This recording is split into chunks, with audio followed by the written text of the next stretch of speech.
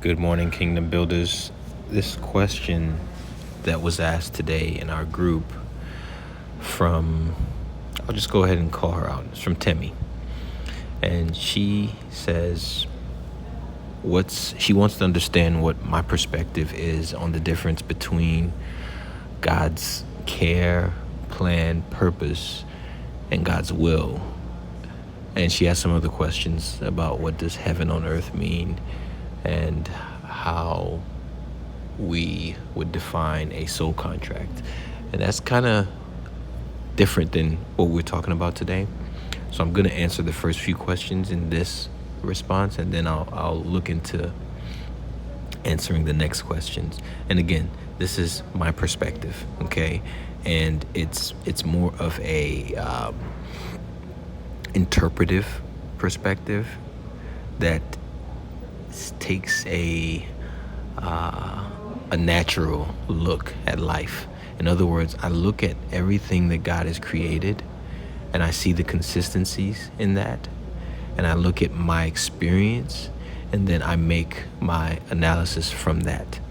And I'm not pulling necessarily from religious doctrine or traditions, because these religious traditions, they typically don't always align with my experience or your experience maybe.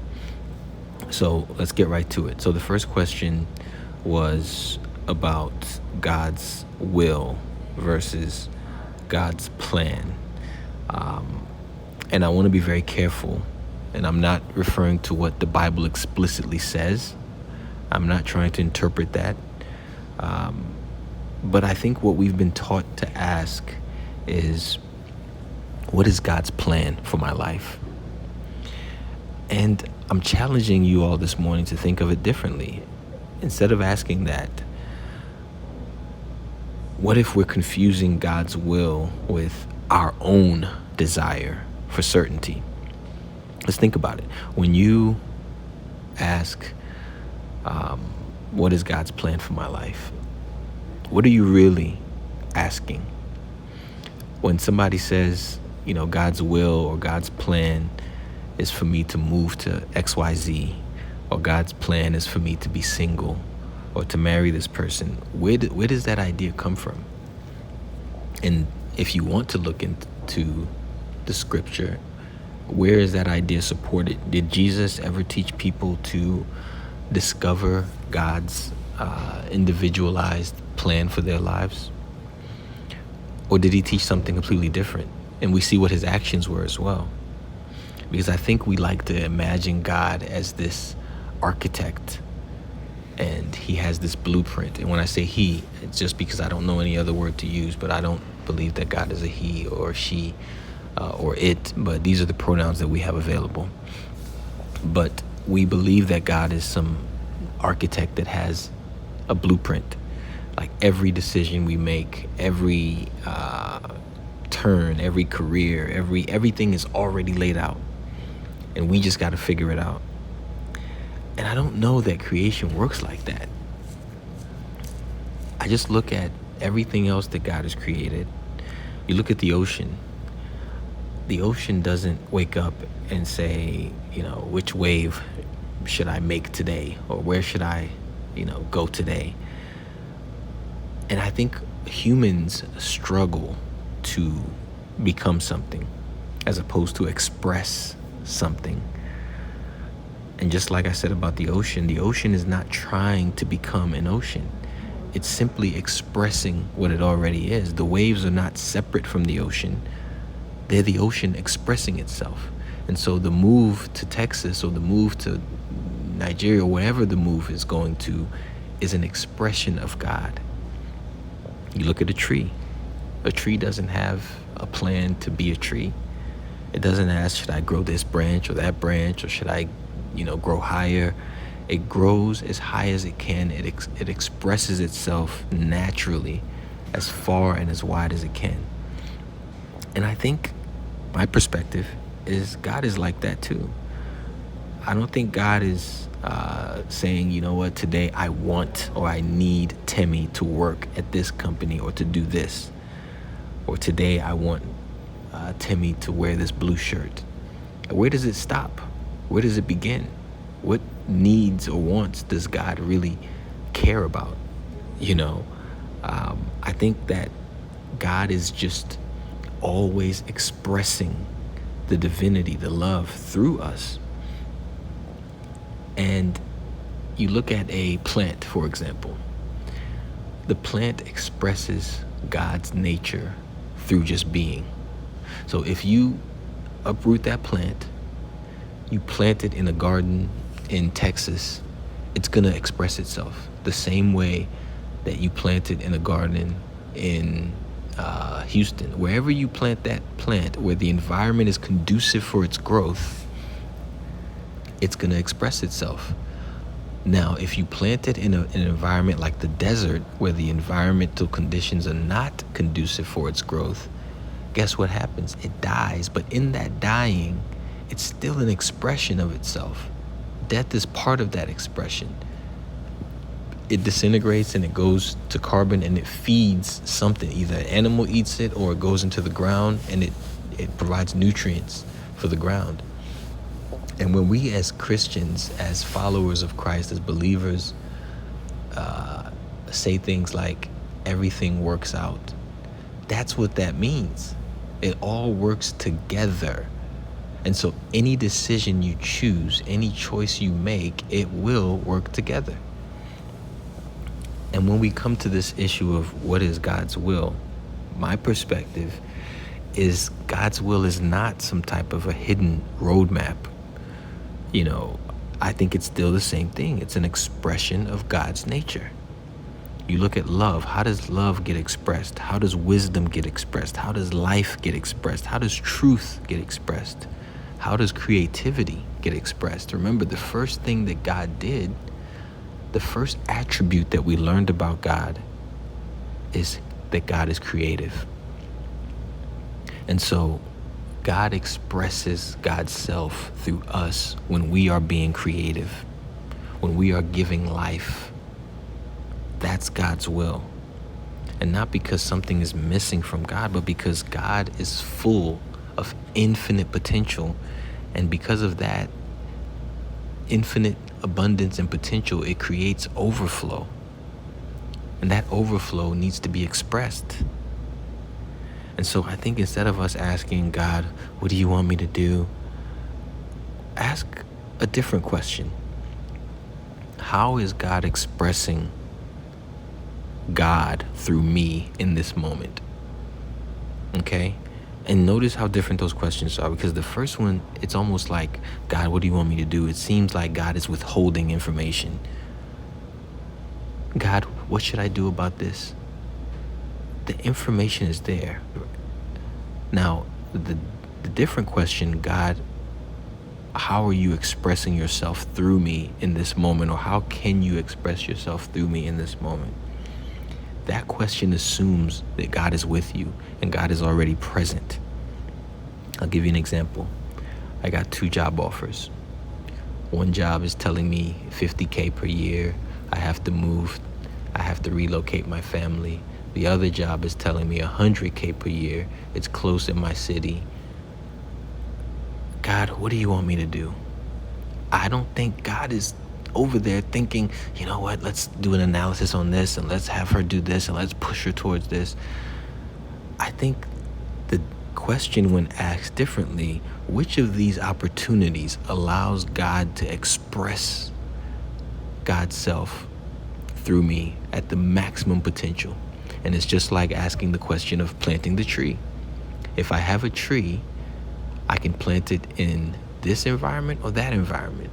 Which environment allows this tree to express beauty? Do I need to go to God and say, what do you want me to do? No. Well, if you're not a scientist or if you don't have a green thumb, maybe you can consult someone, a horticulturist or something. But you make the decision based on the expression, which allows for the most expression. And I think the will of God is to have the fullest expression of the nature of God. And even Jesus, I think, okay, this is my interpretation. I think Jesus even pointed to this. Jesus said things like, I only do what I see the Father doing. So Jesus was a reflection of what he saw God doing, not God, what am I going to do today? Give me today's game plan. Give me today's assignment. Now, Jesus talked about today's daily bread as provision, but not as a task. Give us this day our daily bread. And I think Jesus modeled the relationship. You live from that relationship, from that union, from the participation in the relationship, not from looking for some type of hidden instruction as if God is playing this game with us that we have to constantly be asking, what do I do? What do I do? What do I do? No, express. How do you express yourself? How do you express God in moments of lack? By embracing abundance. How do you express God in moments of doubt? By embracing courage.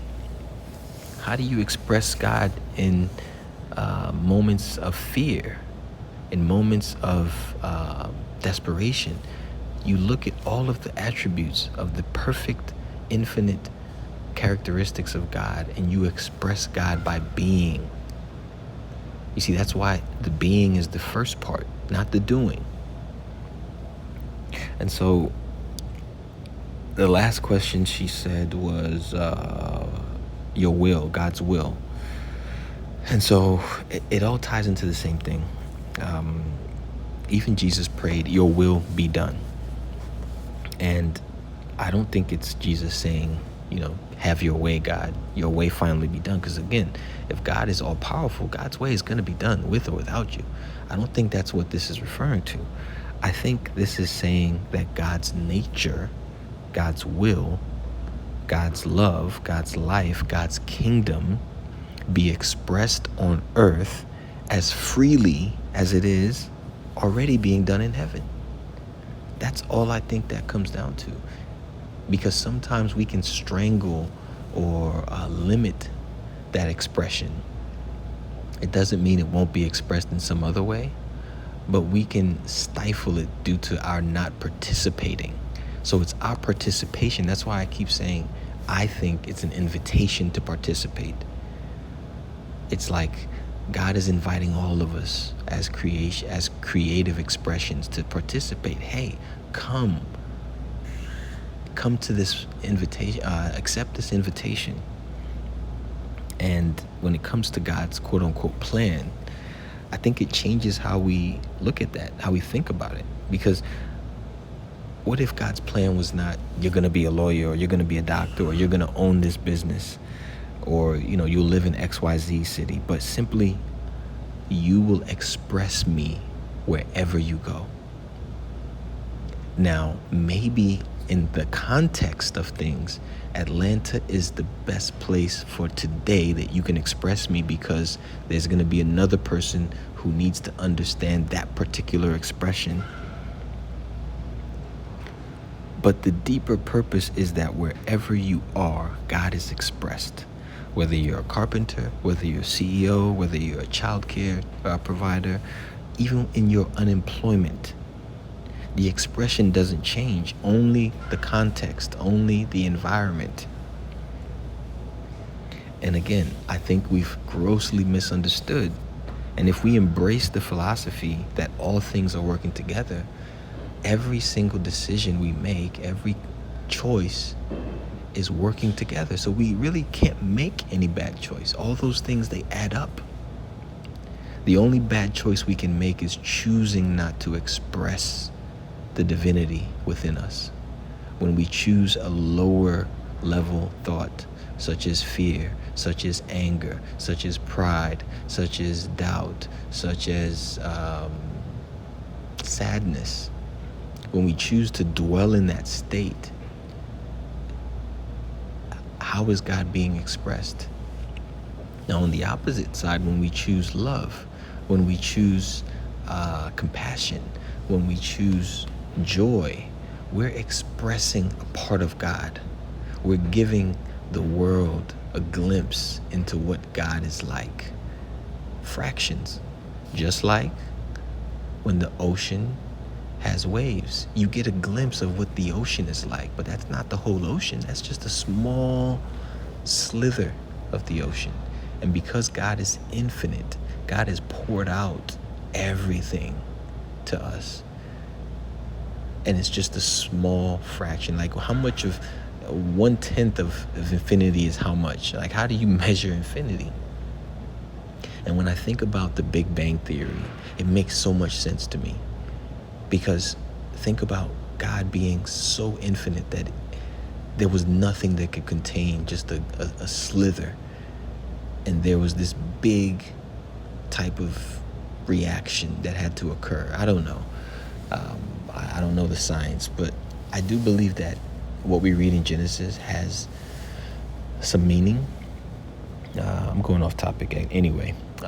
But my point is, let's redefine how we understand, how we interpret what God's will, what God's plan, and what God wants from us.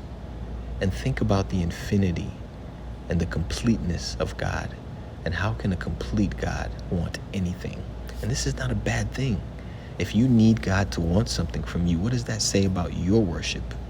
If you need to serve a God who needs you to serve God, it's not about God, it's about you.